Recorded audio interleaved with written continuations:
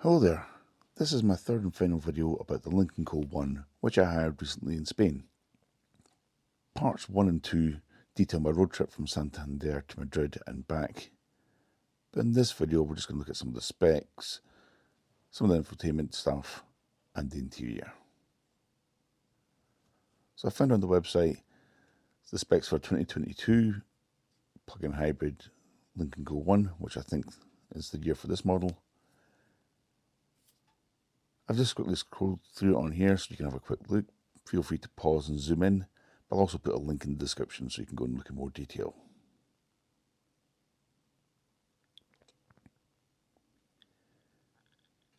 It'd be fair to say, it's a pretty well equipped little car. And as I mentioned, it's a plug-in hybrid, so a 1.5 litre 3-cylinder petrol combined with a battery and electric motor to give over 250 horsepower. On a road trip, we parked up for a picnic, and that was a good opportunity to have a proper look around the car. So starting with the key, it's a nice chunky looking thing. The normal 3 buttons on it, lock, unlock, and one that's marked as the boot, which, unsurprisingly, gives you access to the boot. Boot capacity is 446 litres, so a bit short of what's in the Q4 e-tron that I have. And in this particular one, the parcel shelf was completely broken. Both the tabs at the front end were broken. So let's just launch that, Matt Watson style. There is underfloor storage in the boot as well, and in this one, a brand new charging cable which has never been used in 19,000 kilometres. Does have a nice floor mat though, and a big infinity speaker in the boot. And you can close the boot from the key as well. The same button on the key also opens up the charge flap, which springs open automatically.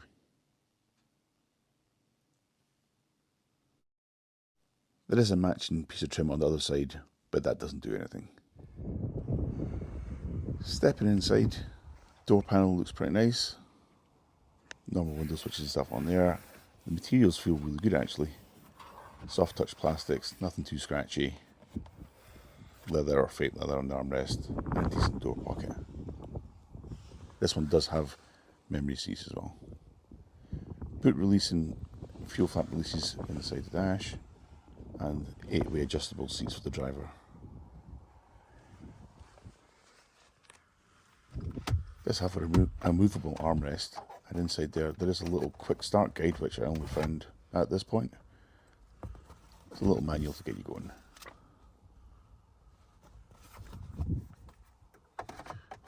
There is a sliding cover which covers the 2 cup holders,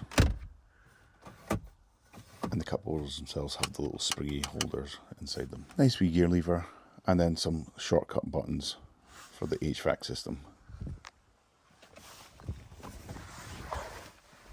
Every time I jumped in or out the car, I did forget you have to press the start button each time, so start and stop, which I'm not used to in my Q4. When you start up, you get a nice little warm-up screen. Note, the screen's a decent size, but as always, covered in fingerprints.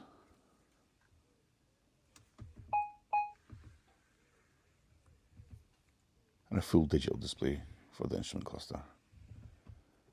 Steering wheel has cruise control buttons on the left, and multi-use buttons and volume on the right hand side. The sync and the temperature control for the driver are on the left hand side,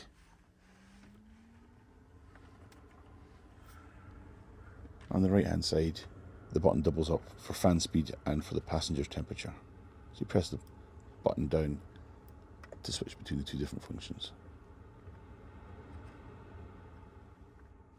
Clicking on the fan icon in the centre of the screen there brings up the HVAC system, which is fairly self-explanatory.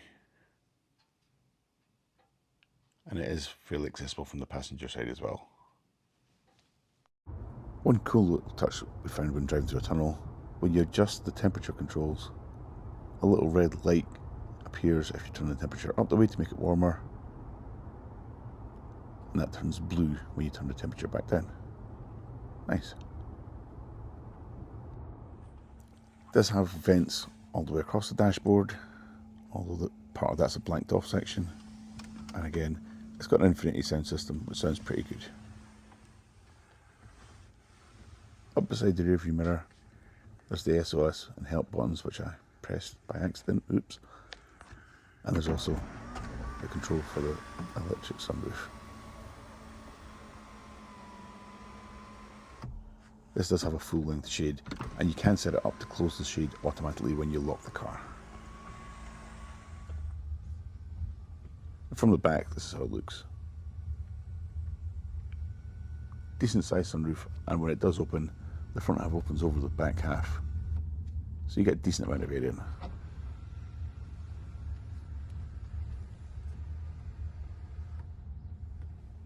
I did find the heated seats a bit faffy. You got to click the button on the screen and then scroll. You can't just tap, you got to scroll to get the temperature you want. That could be made so much easier. And the main screen does have a home button. You press the home button, gives you access to Apple CarPlay or Android Auto, as well as music tracks and the sat nav in the centre. There's also additional apps, which I didn't get a chance to go and faff about with. But presumably you can put favourites in there too.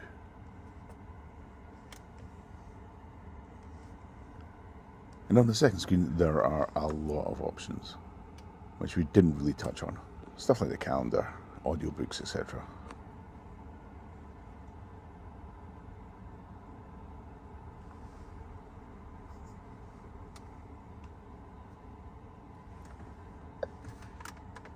We did delve into the settings though on our road trip, and there are a lot of settings you can access.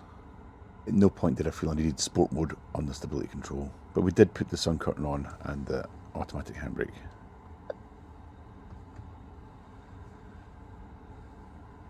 We did connect to Apple CarPlay, but didn't play with anything else in there.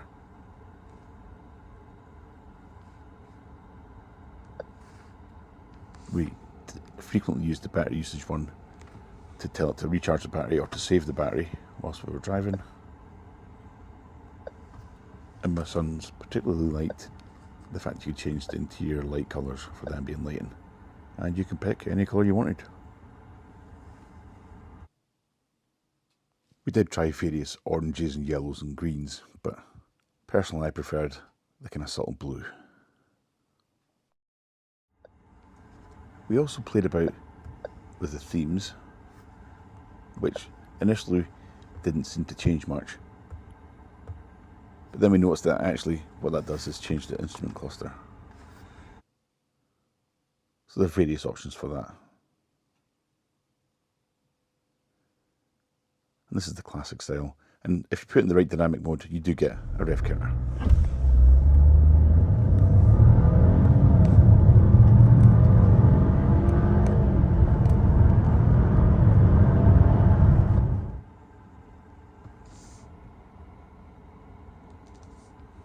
The bottom left button on the infotainment screen gives you access to a voice assistant, which was a bit hit or miss with the Scottish accent, but it did work for this demonstration. Navigate to Santander Airport.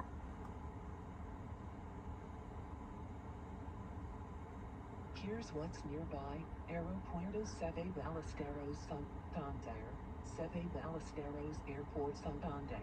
Which would you like to go to? You can also say first or second one. First one.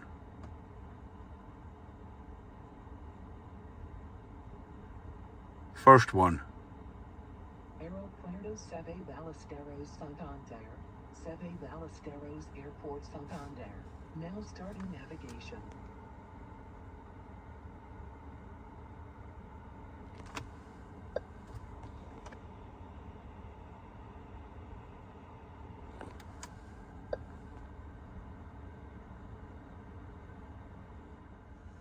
There are a couple of fun options in here too.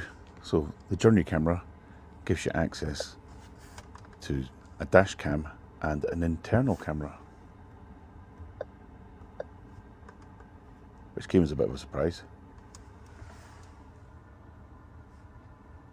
That screen does go off. You can't see what the camera is looking at when you're driving. You can choose the interior or exterior camera. You can choose photos or videos. The videos appear to be 10-second bursts, and I believe you can then use the car to upload those to social media. You can also download them onto your phone if you download the Lynk Co app.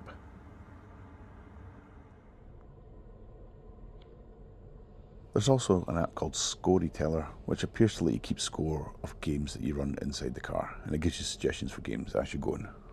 But we didn't play with that one. In terms of comfort then, I found the seats pretty good and the armrest nice and comfortable. In the front, plenty of headroom for me, plenty of leg room.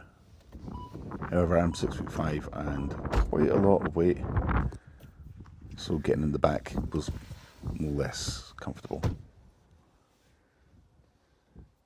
No headroom at all because of the sunroof, and knees either side of the seat in front. And I could just about get the armrest in if I move my wallet out of the way. I'll do.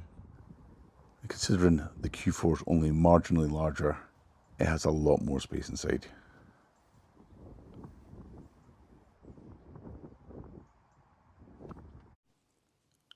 Both my sons, though, are slightly smaller than me, although both over 6 foot, and there was plenty of space for them. And that big glass roof really does make it nice and airy inside. On the passenger side, there is a little net pocket for putting your phone in. A decent sized glove box, which apparently is cooled. I didn't find that out till later though. And then in the center console, 12 volt USB-C and a USB. And jumping in the rear, little map pockets on the back of the seats, and a USB-C and a USB.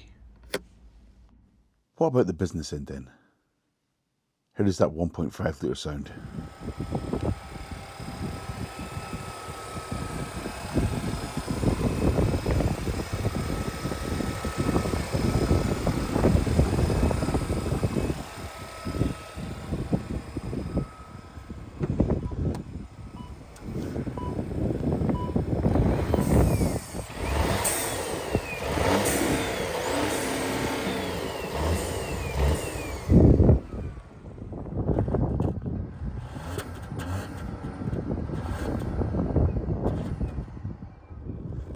It actually sounds okay for a 3-cylinder, although coming from a battery electric vehicle, when you're on the motorway, you're aware of the constant thrum of the engine just running away somewhere.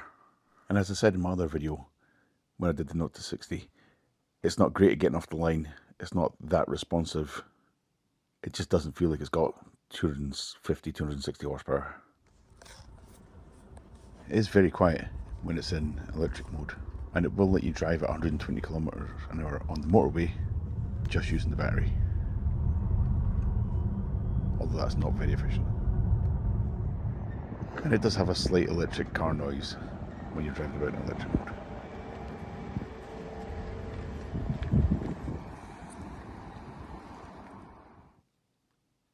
It does have a fairly decent camera system, although there's no way of cleaning the rear and front cameras. So after our drive through the rain, it was pretty manky. But when you clean it up, good resolution, and the markers that show you where you're going to go are pretty good. It does have an AI park assist system, but we never actually got the opportunity to try that out.